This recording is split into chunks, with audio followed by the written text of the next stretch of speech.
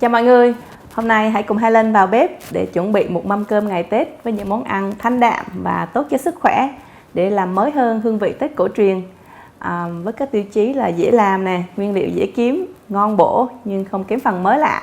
Bạn sẽ được tận hưởng một cái Tết thật nhẹ nhàng và tươi mới cùng với gia đình cho ngày xuân thêm gắn kết nha.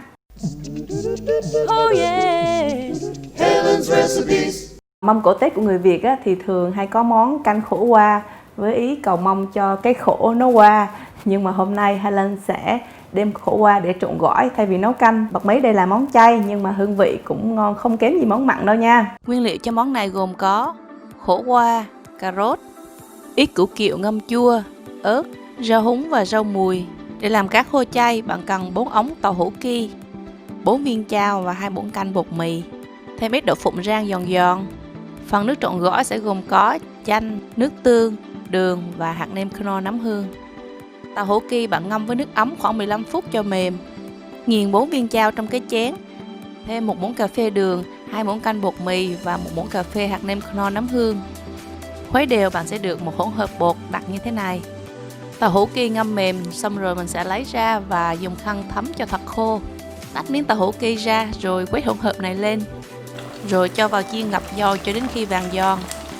Vớt ra để ráo dầu rồi cắt sợi cỡ con cá cơm khô. Chà, nghe tiếng giòn rụm thật đã. Khổ qua bạn bỏ hạt rồi thái lát thật mỏng. Cà rốt thì tỉa hoa và cũng thái lát mỏng. Trộn chung khổ qua với cà rốt, cho vào chút muối rồi xóc đều.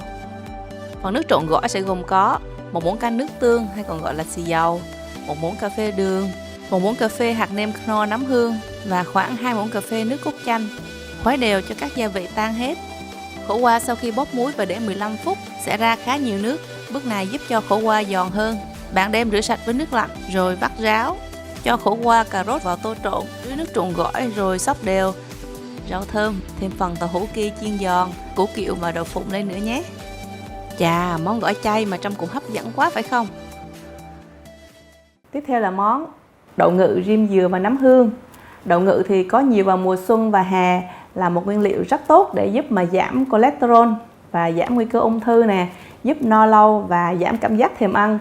Sáng nay Helen đi chợ thấy người ta bán đậu ngự rất ngon.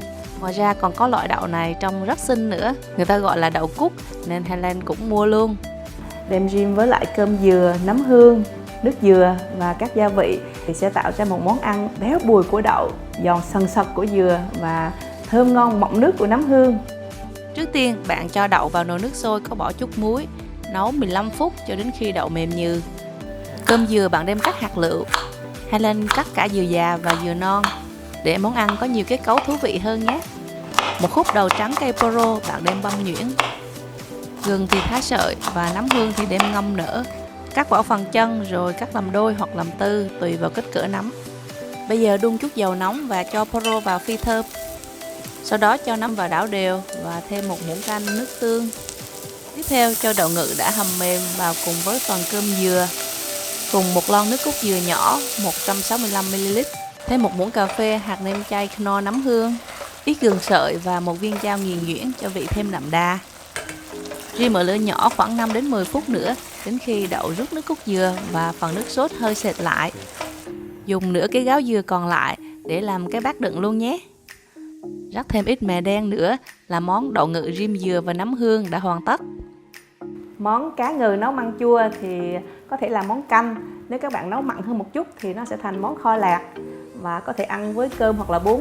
Nguyên liệu cho món cá ngừ nấu măng chua gồm có 4 lát cá ngừ, 1 trái cà chua, 1 củ tỏi nhỏ, vài trái ớt, 200g măng chua, muối, tiêu và nước mắm, ít hành ngò và hạt nêm chay Knorr nấm hương. Cá ngừ bạn rửa sạch và ngâm nước muối pha loãng khoảng 15 phút. Đây là mẹo để lát cá sau khi nấu có màu trắng đẹp mắt. Tỏi bạn đem bóc vỏ và băm nhuyễn. Cà chua thì cắt muối câu và thái làm đôi.